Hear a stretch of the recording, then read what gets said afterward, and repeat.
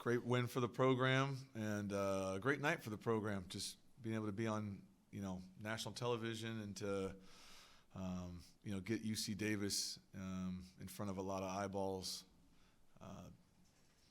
That's a difficult place to play, as we all know. Thought it was a team victory.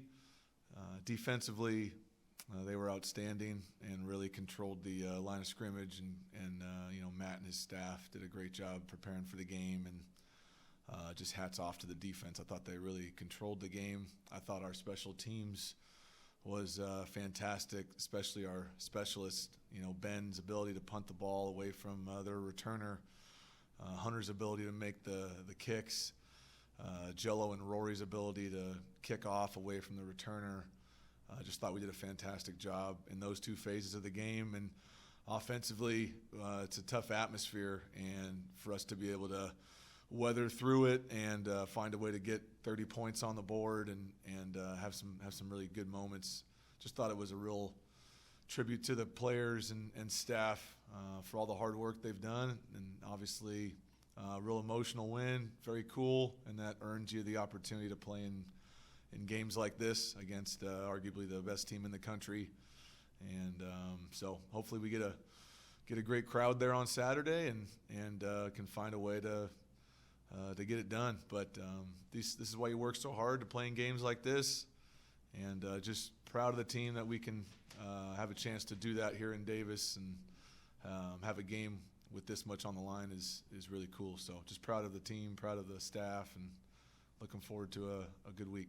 I think our red zone improvement has steadily been getting where we want probably since the Idaho game.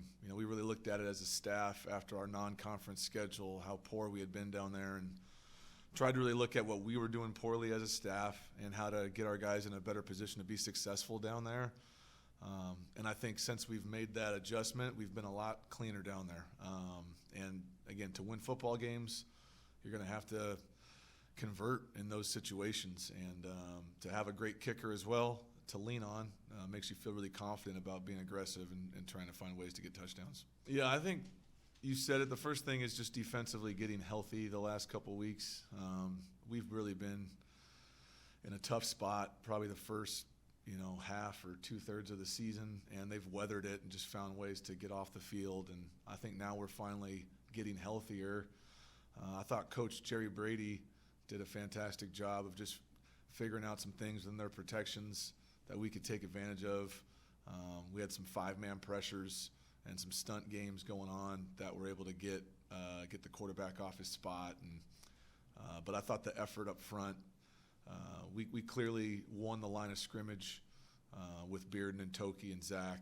And then I thought Jackson Cloyd's ability to rush the passer with Sam and Luca and then David and Porter with their pressures. It was a great game plan, which we've come to expect from Matt and his staff, and it was tremendous. I think just the look on the guys' faces, these guys have been through a lot. These guys have been through a lot of tough games, tough years. None of those guys were there in 2018. They don't know what that feels like. So I just think the joy that you could see on those guys, just the amount of work they've put in.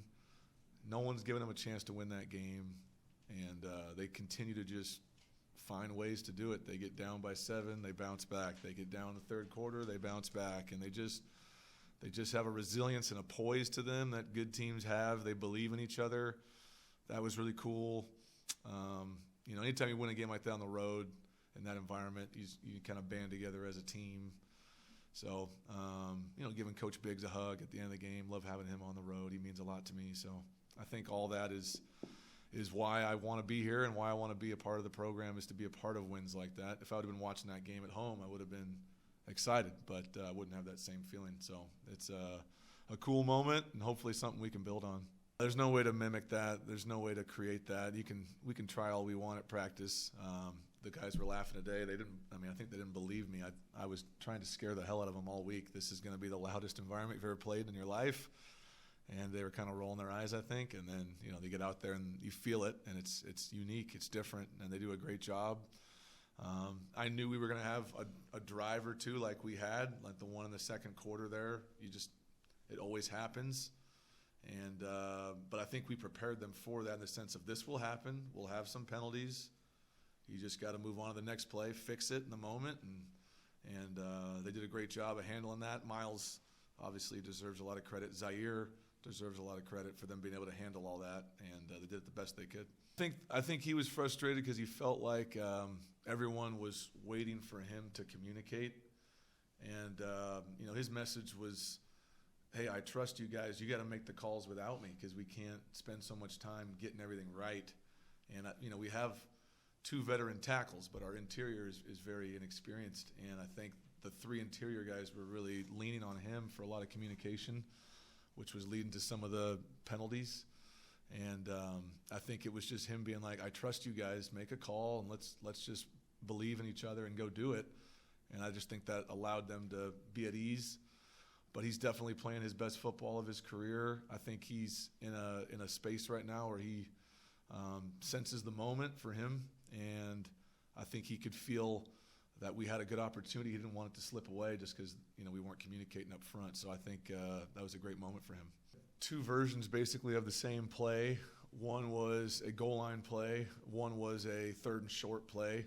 One of them is specifically designed to get the ball to land in the flat. One of them is specifically designed to get them to think it's going to land when it's really going back. And I called the goal line play because I thought we were too close to throw the throwback, which shows how dumb I am.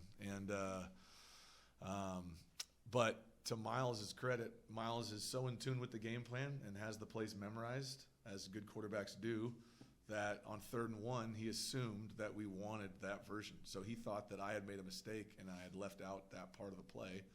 And he added it in the huddle out of a different formation. And we hadn't practiced it out of that formation.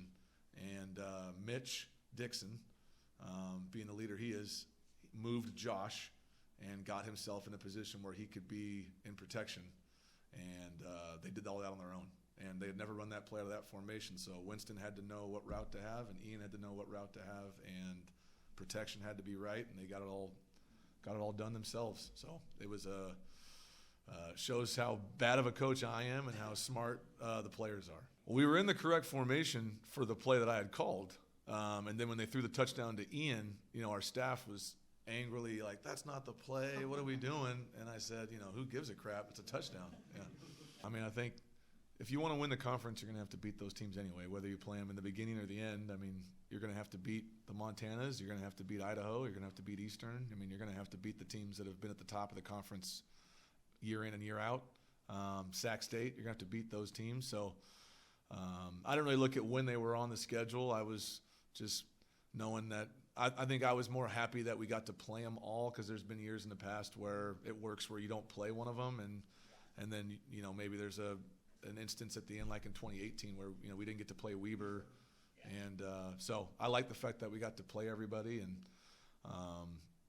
really the message was just, hey, let's take care of business so that hopefully those games mean something, and we have. CJ's getting healthy. If you asked him, he'd say he's 100%, and he did do some great things on Saturday for us. Caught a pass. We were thinking about, every time we're doing an exotic play, it's about guys you trust, because they got to make really, really good decisions in that moment, because they don't always work. In fact, I don't know if any of ours have worked this year.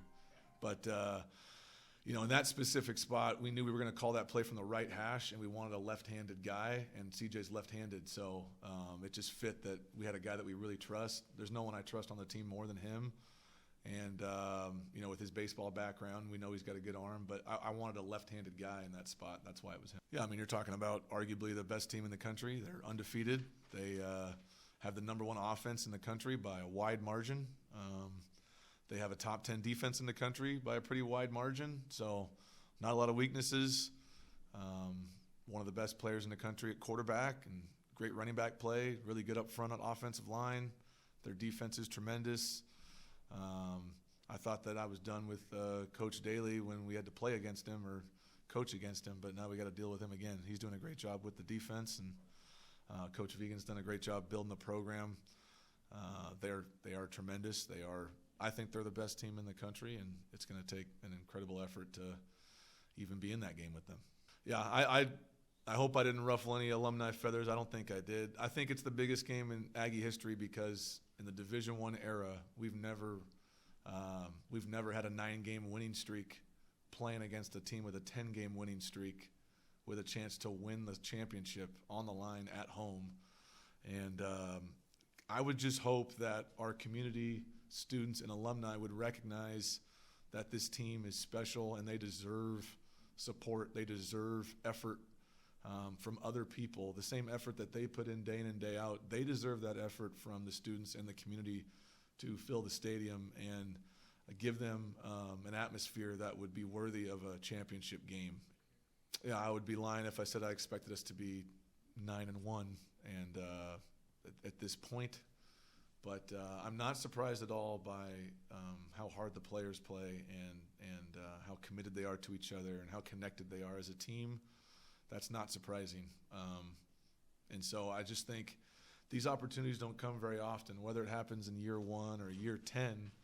What I've been trying to communicate to the staff and the players is just hold on to that rope because this can go away at any moment. And when opportunities like this present themselves, you just got to take advantage of them and focus like you've never focused before, prepare like you've never prepared before. Every practice rep's going to matter. And for you to pull off this amazing upset and do all this, it's just going to take us believing in our process and believing in each other as a team and playing together. So I did not think we're going to be here, but since we are, let's take advantage of it and try to create a special moment for our program and for our school. Yeah, it's definitely a disadvantage for us, I would say. We got back at 4 a.m. I know we had one of our players had an MRI at 7 a.m., so I think he got 3 hours and then had to be in there for an MRI. We tried to push back the meeting time today a little bit later so guys could sleep in. But staff doesn't get to sleep in, so staff's definitely burning the midnight oil. But we were joking around yesterday as a staff, we'll sleep in a month. We'll figure out a way to get these guys prepared. So it's a disadvantage, but one we can overcome. Yeah, we try to get everybody out of here. There's plenty of times where I'll be leaving the facility and there's guys in there grinding, but hopefully they feel like they can get their work done and leave when it's time to leave. I'm sure they'll be spending a little more time this week with the pressure of the game.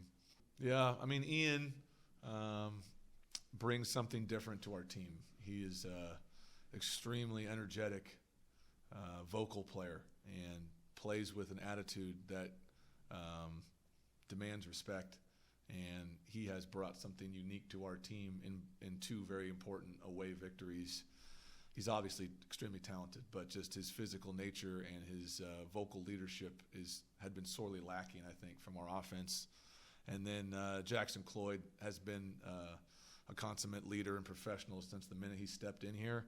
He's on our leadership council for a reason. He was captain this week because he's got family up there, and he was not supposed to be playing till I think a week ago, and he went and basically told the medical staff, I'm playing, so figure out a way to get this thing handled. And so kudos to the training staff and our team docs for letting him do that. And his game on Saturday was pretty inspiring for all of us, and to see him get Player of the Week was very cool and very deserved.